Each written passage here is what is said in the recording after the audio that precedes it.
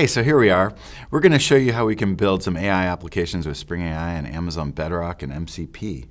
And this is going to be fun. We're going to just write some code and teach you how to build some stuff. Yes, absolutely. But as with all these kinds of things, I find it very difficult to motivate these talks and these discussions without some sort of like reason, you know, what's our raison d'etre? So what I want to do is I was thinking we could look at the old Spring Pet Clinic. I'm sure you've seen this before. This is a sample application written in yesteryear by the Spring team. And it's meant to demonstrate all the moving parts in a typical Spring application. It's become so popular, in fact, that there's now a whole GitHub organization with other Spring Pet Clinic Spring Pet Clinics. There's so many clinics. So many clinics. And I was like, well, that's really all well and good, but it's a lot. So what if we stuck to the same theme, you know?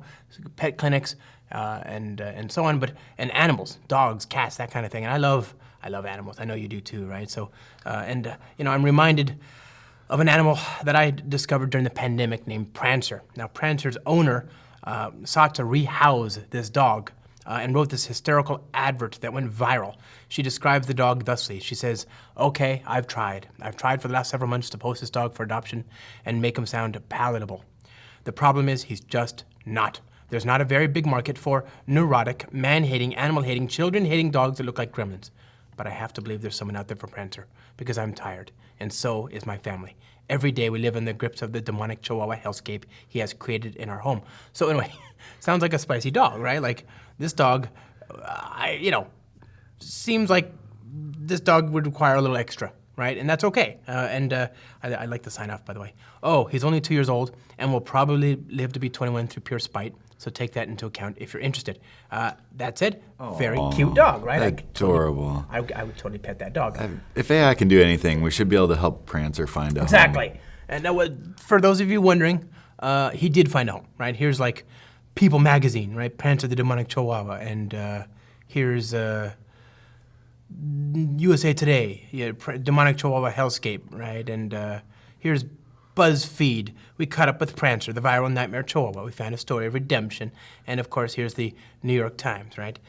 Prancer, the demonic Chihuahua, finds a home. So, like, he did eventually get discovered, but that's not how most people find the dog of their dreams, or in this case, a nightmare, right? Usually they go to a shelter, they interview the shelter for the dogs you know, that are available, and they hopefully emerge with the dog of their dreams or nightmares. So I want to support that process, you know? Let's build an AI application for dog adoptions. I agree. Seems like a great idea. So you mentioned this Bedrock thing. What's that?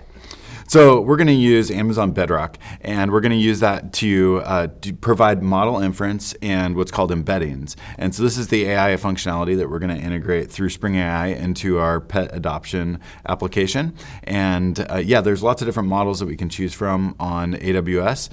There's the model catalog here where we can see, 254 different models available in this region. We're going to be using the Amazon Nova models. These are just lightweight, easy models to use, but you can use any of these models, including the Anthropic Claude models. Lots of different options available to us. Look at that. Yeah. So there's a good, I mean, it's really well worth a peek here, because there's models from JetBrains. I have yet to figure out what that is, but I can't wait to try it. Like programming models. Right. You know, it's great if you're doing an AI application that's writing code for you, to have a model that's really good at writing code. So do these models, like, if I use Claude, am I using Anthropic's Claude as deployed and managed and serviced by them? No, this runs in your AWS account, so yeah, it's not calling out to the Anthropic Cloud service. Yeah. So it's really for you, and your data doesn't leave your account, that sort of thing. Interesting. So that sounds like a good fit for both of our use cases, embedding and chat. Yeah, and we'll get into how we actually use those. But for our adoptions application, we're going to use 2 different models. We're also going to use another model that provides what's called embeddings. We'll show you in a few minutes why we need that. Okay. So you're building an application for us. Yep, I've gone to start.spring.io, my second favorite place on the internet. We have some choices we have to make here, first and foremost of which is what do we want to call the application? I'm going to call it Assistant, because it's going to help assist people in their adoptions. And also, I'm great with names. I get that from my dad. He was great with names. When I was a small boy, we had a small white dog, and my father named him White Dog. Okay, great with names. We also have a choice about what version of Java we'd like to use. I'm going to use Java 25 because it is the latest and greatest, and it's also got some very interesting features. Look at this. Did you see this? I'm going to create a little script here. Open this up, void main, and then just going to print that out. Look at that. I'm just And what you want to see is something amazing, watch this, 2026, first try, exited Vim. So I'm gonna run this now. I'm not gonna compile it, I'm just gonna pass it right to Java like a script, right? So you just see what that is. Do you realize what we just saw? This is the first good Java script, okay? And Java 25 is awesome. And by the way, this JavaScript has no class, like me, okay? No very class. nice, no class. Yeah. So we're gonna use Java 25, that's not a question. Then we have Bedrock. We need the web support. We need data access, so I'll bring in Spring Data JDBC. And then we have a choice of where we want to store our data. We need a SQL data store, but anything else we should worry about? Well, we're going to have to, we're going to do vector search, and so we need a vector database, and we can use Postgres for that. And so this will be the PG vector support, right? Mm-hmm. Okay, so 2-in-1 in this case. 2-in-1. We're going to get Postgres and the vector support all in one package. Okay, but it's nice that those are two different choices we could make. We can elect to have a SQL data store separate from our vector store. Lots of different options for our vector database. Some of which are deployed right on AWS, for example. There you go. Okay, and of course you can deploy your Postgres there too. Yep.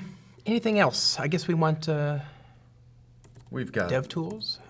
Yeah, sure. Chat memory. Auto reload. Yeah, so in our chat application that we're going to build with Spring AI, we want chat memory, so we'll add that in.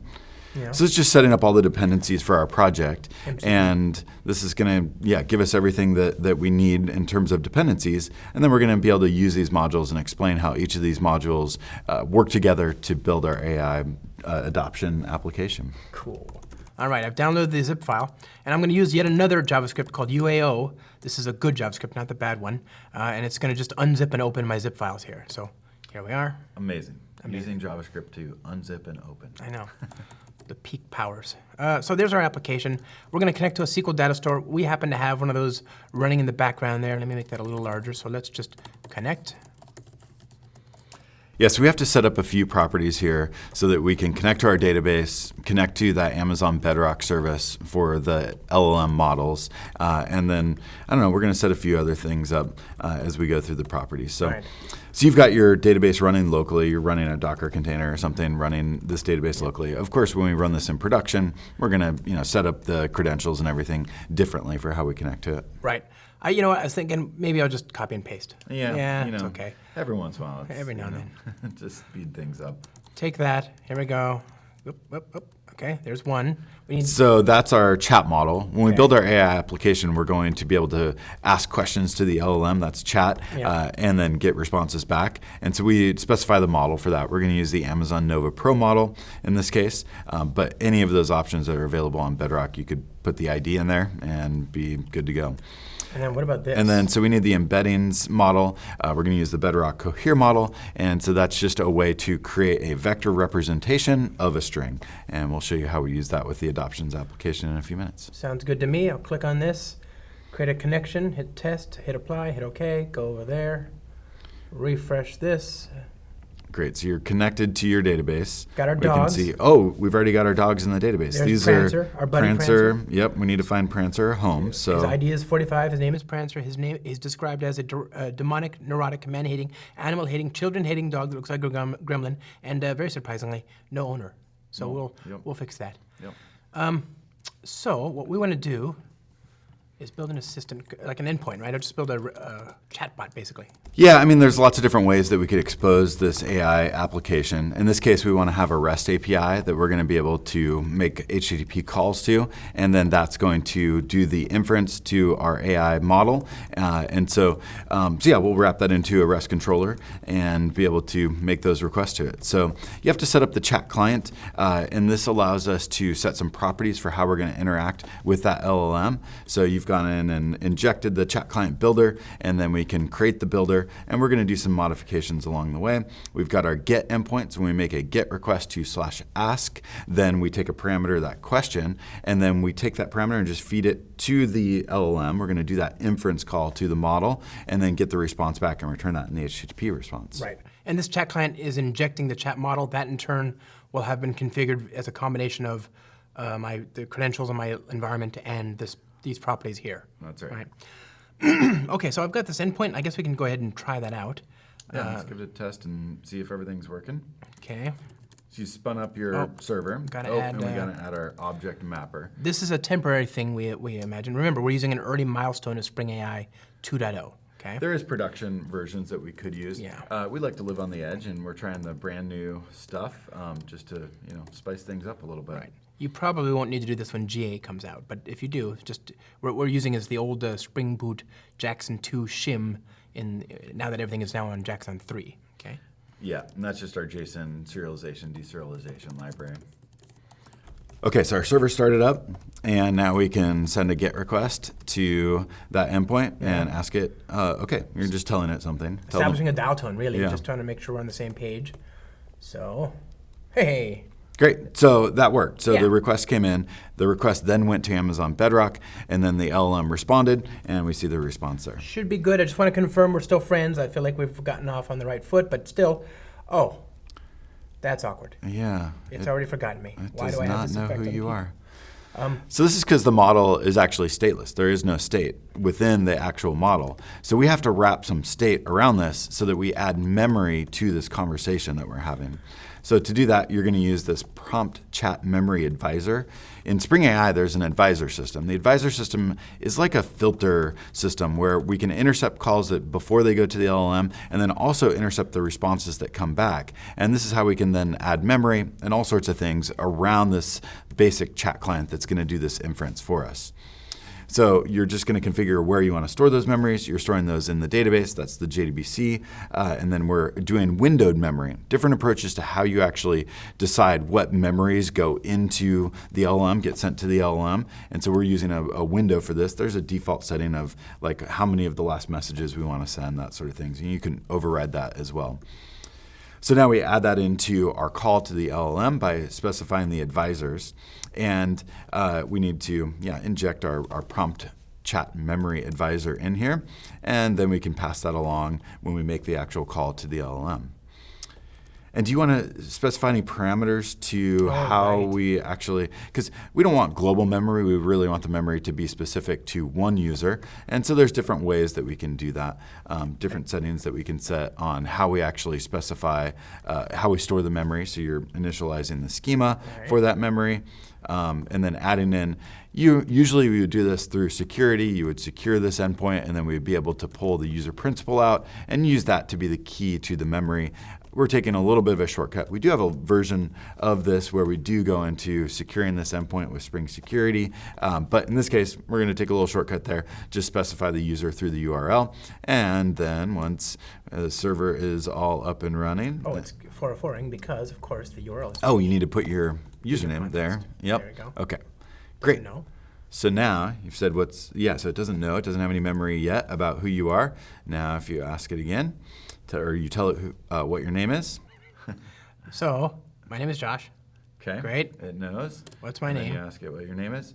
Perfect. Great. So we've got the memory now added into our system. That's the first step in creating really an AI application that remembers things as you have a conversation. Because if it didn't remember anything, then that would kind of defeat the purpose of being able to have a conversation with our adoptions application. So great. So we got memory configured with Spring AI. We're storing those memories in our database. But we've got kind of this wide open endpoint just sitting there out there on the web answering people's AI queries, and that's all well and good. But people, this is meant to help people adopt dogs, and it's not going to work if they're just sort of able to use it for anything. We don't want to run up our token count for no reason. So I want to focus it on one particular goal by giving it a system prompt, which will govern how it views the world and in which framing it answers questions that we give it. And to do that, I'll take the system prompt that I've already written and pipe it to the pasteboard, and then use that. You know what? It just occurred to me this is wrong here. That's much better. I'll pipe. Yep. There we go. We're talking about dogs here. Yeah, We exactly. can't cat files. No. So we'll set that up here. Var system equals. Paste that in there. And this prompt basically just tells the model that it is meant to be an assistant to help people adopt dogs from our fictitious dog adoption agency named Pooch Palace with locations in various cities. And we're telling it that if we don't have any information available, please return a polite response suggesting that we don't have any available. This is a big part of building AI agents, is that we want to give them this personality, the goal that they're trying to achieve. And in our case, as Josh said, the goal that this agent is trying to achieve is help someone adopt a dog. So we put that information and kind of the personality of it into that system prompt. Okay. So it doesn't have any available right now because we haven't given it access to the data, but it's acting as though it should. Like it's acting as though it's a representative of our dog adoption agency, and it's trying to help, but it just, for whatever reason, can't bring up the inventory of dogs. It's not, however, trying to help us treat neurotic dogs, right? It doesn't think we're looking for help on neuroses in dogs or whatever. It thinks it's meant to be an assistant helping people adopt dogs. So that's focused in on what we're trying to do, but you can see the problem. It doesn't have access to the data. Yeah, so we need to give this AI agent that we're building access to the data. And there's multiple ways to do this. We're going to show you one way, which is called RAG. RAG is a way to take data that's in our database. We have our list of dogs, and then we want to be able to search those dogs based on what the user is asking, and then inject the data of the dogs that match the search into the prompt that we're going to then send to the LLM. So to do this, we need to set up a few things. First, we need to be able to have access to that dog repository, but then we need to take the dog data and we need to get it into a vector form. And that vector form is important because we need to represent the information about the dogs in a way that then we can do a semantic search across it. And we're going to do semantic search based on the prompt that the user asks. So when you ask about your neurotic dogs, that should match Prancer based on a semantic search. This is using vector search with PG vector in this case. And then inject that one Prancer value into the prompt, then the LLM will have access to that data. So you've set up the dog repository. We need to do the vectorization of the data. This is where we use the embeddings model. So the embeddings model is what can take the string, which you've assembled based on the dog ID, name, and description, and then turn that into a vector. So we add that to the vector store, and that's going to call the LLM, the embedding model, and then get that data stored into our PG vector database. Okay, so in order for that lookup to happen, I'll bring in the question advisor. Question and answer advisor. So this advisor, the question and answer advisor, is going to hook to that vector store with all those vectors in it and then be able to do that semantic search. So when the user asks that question, it's going to go through the vector store. It's going to, well, first it's going to take the prompt that you're sending, get the vector representation of that, and then do the similarity search against the PG vector database. Right. Okay. So you just did like this manual creation of those vectors, storing those vectors in the database. Likely you have this as part of your data pipeline. As data records get created and updated, you're going to do the vectorization then. But we're going to take a little shortcut here. So we need to set a few properties here to initialize the PG vector schema so that we can store those vectors into our Postgres database. And then we also need to set some parameters around the dimensions. This is just this is an array, and so we need to set the dimensions that match with the model that we're using. And anything else we need to set on there? I need to set the final field. Of course. The compiler gets its way. I love that we have a type-safe language that tells us when we have forgotten something. That's a huge win, Right, exactly. So much of AI engineering is about getting unstructured data into structured types, and the reason you do that is because it makes integration at the edge much more palatable. And so Java, as a nice, strongly typed language, and Kotlin and other languages on the JVM have a strong advantage here. And we saw that actually borne out by a report that came out from GitHub in February, where they realized that, for example, TypeScript has now apparently overtaken JavaScript in the language popularity. So it's now TypeScript, Python, JavaScript, and then Java, right? And the reason this is important is because people don't like using JavaScript without its types when doing AI kind of programming. Turns out the types are really helpful. They're helpful to us, and they're helpful to the AI when we use AIs to help us write code. Great, so now it was able to find Prancer based on that similarity search. You want to show the vectors in the PG vector table? Sure. I'm going to comment out the initialization because every time I make a change, it's going to add more records to the vector store. Initialize that data. There we are. Okay, so there we see the data that we just vectorized with PG vector, and we use the embeddings model from Bedrock Cohere. And there, great, so we've got the embeddings. Now we can do that similarity search, that question answer advisor. Prancer is able to do that match, find Prancer when you ask about neurotic dogs, and then we see the response there. Right. Now, any red-blooded human being at this point, now that we've found the dog of our dreams or nightmares, the next natural step would be to adopt this dog. And I think we should support that by building a little integration with our built-in dog adoption scheduler, right? So we'll build a little thing to decide when people can come to the clinic and pick up the dog of their dreams. So let's do that here. So we did one integration with RAG where we were able to get the data out of our database and then into the prompt. But then for something that is like a write operation, which would be scheduling the pickup of our dog adoption, that is a tool call. And so to do tool calls, what we need to do is define the tool that's actually going to perform this. We don't have our scheduling system here, so we're just going to fake part of this. But then we're going to be able to wire this tool to our LLM call so that when there is a prompt that needs to actually perform an action, which is scheduling adoption, we're going to be able to then call this tool. So we specify some parameters, the dog ID, the dog name, and then we're just going to fake the adoption. So 3 days from now, we're going to say, yep, time to come pick up your dog that you're adopting, and then return that. And so that's our tool call. And just kind of, this is a in-process tool call. Right. There's other ways that we can do tool calls. We can do remote tool calls, but this is kind of the simplest way. And a lot of integrations with our AI make sense to just do as in-process tool calls just like this. Yeah. And these could be anything. Like you could have a tool call that's going to go out to a database, out to some other system through a REST call. Lots of different things that you can do through tool calls. Okay. So we've now added that tool to our chain of when we're calling the LLM, we add that tool in. And now you can ask it, let's go clear the memory out. So we start fresh here.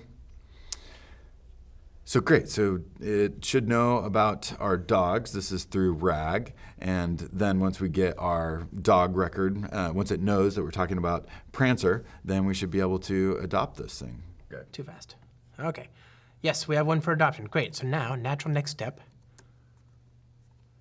So let's adopt Prancer. So when can we pick up Prancer?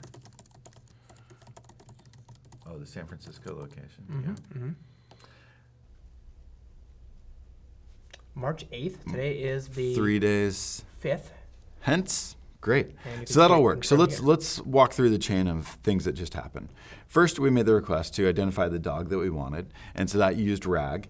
And then the next step was we said, all right, let's adopt it. So it was able to chain together those two different requests because of chat memory. It was able to get the dog data out of our database using RAG, and then it was able to schedule the adoption through a tool call. Right. So we've just pulled together like 3 different kind of integrations with our LLM through Spring AI, using advisors, using the vector search, using the tool calling. So lots of different pieces there. And this is one of the things that I think people would be, do well to remember is that AI is an integration game, and here in the JVM, we are uniquely well positioned to handle this, right? There's nothing endemic to AI that requires Python. Far from it, right? Like I said, there's actually a lot of benefits in not using untyped languages. The other thing is what you've seen so far is that we've done things like we've asked for RAG, and we've asked for we can get structured output and memory. There's an interplay here between the framework and the AI model that you're not really seeing because it looks like one operation, but there's actually a back and forth, and that's sort of the core of agentic programming, isn't it? Yeah, this is what makes this an AI agent, is that this one call, which appears to just be doing one thing, actually is doing a whole agentic loop, looping with our, going to the LLM to get the embeddings for the prompt, doing the similarity search with our PG vector database, then doing a call to the LLM, which says, all right, I need to now do a tool call. And so there's this whole loop underneath that one call. And so, yeah, a lot that's kind of being managed for us by Spring AI. Love that. Now, this is, all well and good, but there are now, I can imagine, as soon as we release this, there's going to be other parts of the organization that want to take advantage of our patent-pending, industry-leading dog adoption scheduling algorithm. So what I want to do is I want to stand this up as a separate, standalone service. And I think I should be able to use MCP to do that. Yeah, so there's a protocol that allows us to take these tool calls and move them out to an external service. And so we get like a microservices approach to how we do this tool calling. So MCP is the standard for this. And of course, Spring AI supports MCP. And so we can go create an MCP server. You're going to, again, use start.spring.io, spin up our MCP server, and then we'll be able to connect, swap out the in-process tool call with the MCP tool call. And I need to change a few things here. I need to make this run on port 8081. And then I will just make this an MCP tool. So this is over in your new project that Right. you're just making one change from tool to MCP tool. Yep. And then we have the description in there. That description is important because that's what's going to indicate to the LLM when it should call this tool. And then you're going to specify some MCP tool params. These are, again, indicating to the LLM what parameters are required when this tool call happens. And so, great, we've got the right parameters specified there. We've got the description. Your MCP server is now up and running. And you just built an MCP server in a minute and a half. Pretty time at amazing. all. But now we need to swap out in our AI agent, we need to change it from using the in-process tool call to calling the remote MCP server instead. So we'll change the pointer here that we're giving it, not to a tool, but to a tool callback, pointing it to the scheduler tool callback provider. That'll get configured when I go to my config file and I say MCP client SSE connections scheduler.url equals, and I'm going to point it to the newly minted Are we doing service. SSE connections? Or I just did the default, okay. yeah. I think that'll work. Okay. We could do streamable. Yeah. Doesn't matter. There's different transports that we can use within MCP. I couldn't remember if the default was streamable or SSE. Let's change this one just in case and be very explicit about it. So MCP protocol is streamable. Okay, so Great. start that up and then start this up. Great, so you've started your MCP server. It's now listening on HTTP. Of course, we could deploy this wherever you want to deploy your MCP server, and then we have our agent. We can then deploy our agent wherever we want it. It's going to talk to that MCP server, and we're just running that all locally for this example. But of course, this is all just HTTP servers, super easy to be able to deploy. Yep, got our dog. Great. I deleted the memory, by the way, so should have a clean slate. Now let's see when we can adopt it. If everything goes to plan, we'll see it. There we are. The tool was invoked not in the old project, but in the new scheduler that we just created over here. Great, so we've just moved that tool call out to an external service through MCP. And of course, we could plug in any MCP server, there's like thousands of them, into our Spring AI application. You can create your own MCP servers, you can use existing MCP servers, and that all worked end to end. Yeah. So we've got our AI agent with Spring AI, we've got Amazon Bedrock, we've got RAG with PG Vector, we've got chat memory stored in our Postgres database, we've got tool calling with MCP. Right. Anything we missed? Well, and this is just the beginning. I mean, at this point, we could do observability. Yep. Right? Spring has world-class leading observability with the micrometer and the Spring Boot actuator. We could do security, right? If you want to secure your MCP clients and services, this is an easy thing to do with Spring AI security and the Spring AI community GitHub org. There's artifacts there that'll help you do authentication end to end. There's all sorts of things, like we can use skills, we can do all sorts of things. But for now, I think we should leave it here. We got Prancer adopted, Yeah, so Prancer adopted. great. Thank you. Thanks for hanging out, everybody. Hopefully this has been helpful.